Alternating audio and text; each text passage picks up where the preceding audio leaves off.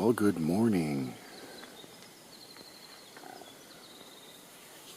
Good morning from Kokoko Lake. My goodness, what a beautiful scene we have here around 6:30 with the mist on the water. It's about 15, 16 C. It's just beautiful, and the birds are singing, the winter wrens are having a good time. What a wonderful trip this has been so far. So today we'll be packing up and we'll be heading back down the bay and off to the left to Spawning Bay, then Spawning Lake for Camp 5, our final night of this trip. Hope it all goes well, but the weather looks terrific. So we're just about done here at our camp on Kokoko Lake, and in a few minutes we'll be heading south on Kokoko Bay over to Spawning Lake. It's been very nice here, and this morning it's more or less still with 20 something degrees, and it's just beautiful. See you out in the water. So we're on our way from Kokoko Lake. I'm just going to go around our island for fun, and then we're going south on the bay.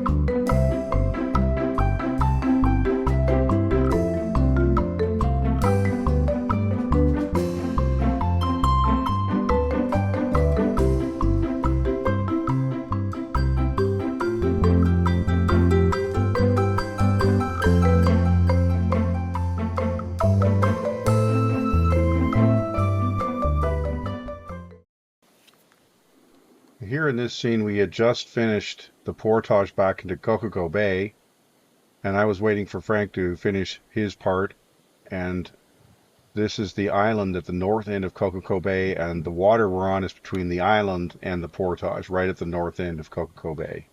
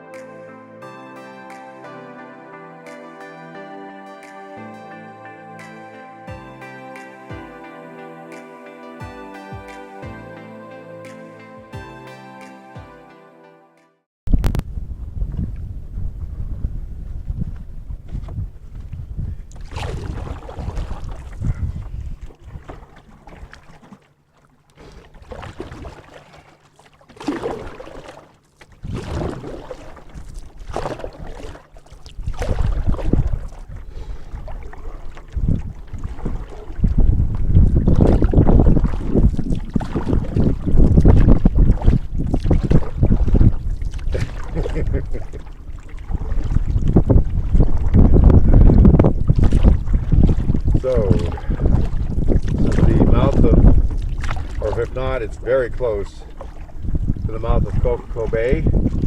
We'll be swinging over to the next bay, which is the combination entrance to Loon and Spawning Bay. That is a long haul up to Kokoko Lake. It's with a little bit of mucking about, but it's well over 11K, I would think.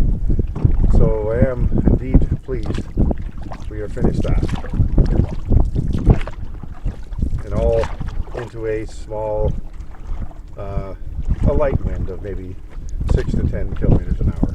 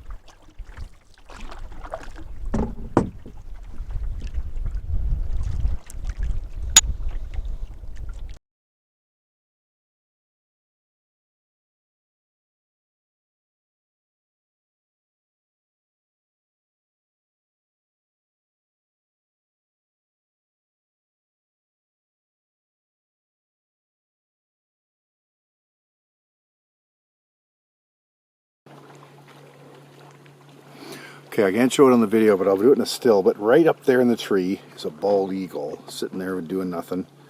And I've got some stills of them that aren't too bad, so I'll put it in the video. Awesome.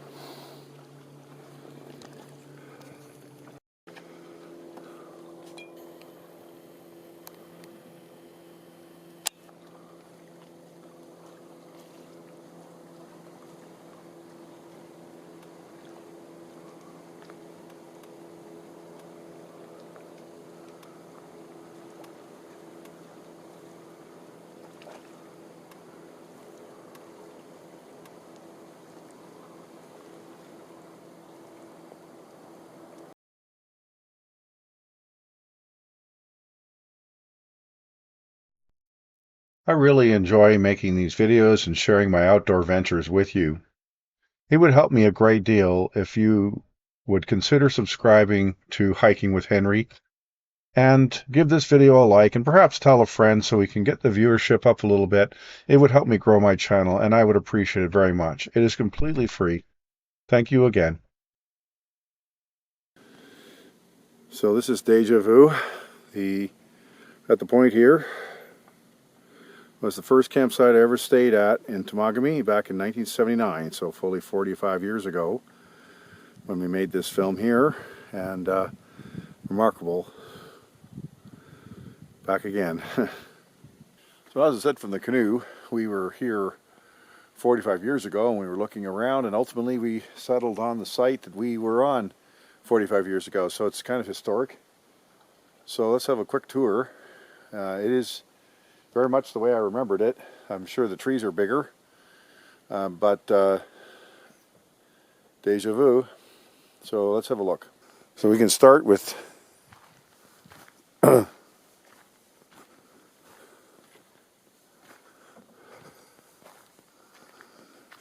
view out to Spawning Bay, and I suspect the trees on that island are different than they were then, and we have the one access here which is not too bad.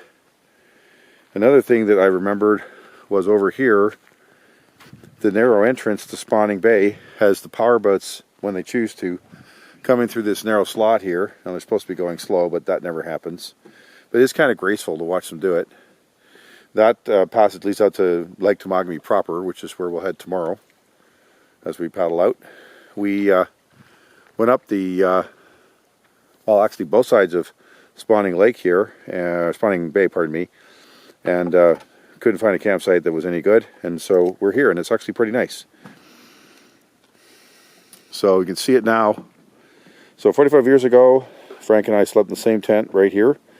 From what he tells me, it was an old square-topped canvas tent, and we had two friends, relatives from Europe coming came over anyway and had a chance to see the north, and they were over there somewhere. And this was my first camping trip outside of Cub Scouts, where we really were in the woods, and it was a big adjustment for me, and I got pretty hungry, I think.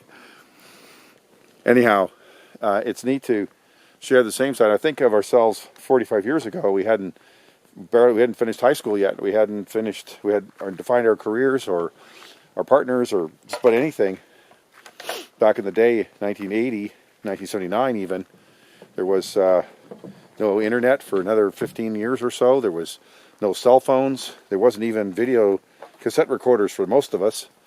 Very different world than the one we live in today. And yet some things persist. Frank and I have done dozens of adventures over the years, and we're still at it, which is kind of nice. And this trip, when we finish up tomorrow, should be around 130 kilometers over the 6 days, which isn't too bad for two guys that are 63 years old. Doing it individually, of course. It's different when you have two in the canoe. And it's been a really nice time. Just had a nice swim in the lake. It's a little cool, but it was very refreshing and it was very nice. So did you catch any fish? No, just a couple little bites, but nothing. That's no. Yeah. Anyhow, so that's the quick tour of our campsite. The other thing that's an improvement is the presence of the backcountry toilet that didn't exist back in the day. And of course, in those days, you just relieved yourself of the forest, and that means you end up with the forest littered with toilet paper and all kinds of things. So by putting these thunderboxes in, it makes it centralized in one place and makes everybody happy. So that's the way that needs to go. Anyhow, that's a wrap here from Spawning Bay, and thanks again for coming along.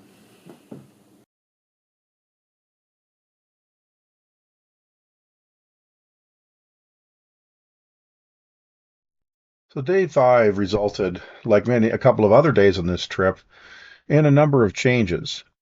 We started off at item 1 at our campsite on Kokoko Lake and paddled the 12 kilometers to the mouth of Kokoko Bay at item 2. It was there that we made the decision to proceed 2.5 kilometers further south for a snack at Loon Lodge, item 3. We then came back up Lake Temagami and into Spawning Bay, and the original plan was to go to item 4 on Spawning Lake.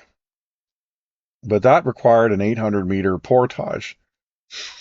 We had discussed the end of the trip as to how we were going to paddle out, and one of the options was to move from Spawning Lake through 3 other lakes and portages out onto the northeast arm. And this is described by the black line marked by item number 6. However, after some consideration, we felt that we had an 800-meter portage to get into Spawning Lake, and then these other portages whose condition was unknown at the time. And we felt after 6 days that we'd had a pretty good trip and there was really no need for all this extra work. And so as a consequence, we decided not to go into Spawning Lake, and we ended up camping at item 5 at the beginning of Spawning Bay. Now, we did travel around in Spawning Bay looking for campsites, and none of them were satisfactory. So we came back to a legacy campsite upon which Frank and I camped over 45 years ago. So it was a wonderful day, really nice weather, just a true pleasure to be out in the Canadian wilderness, and I thank you for sharing it with me.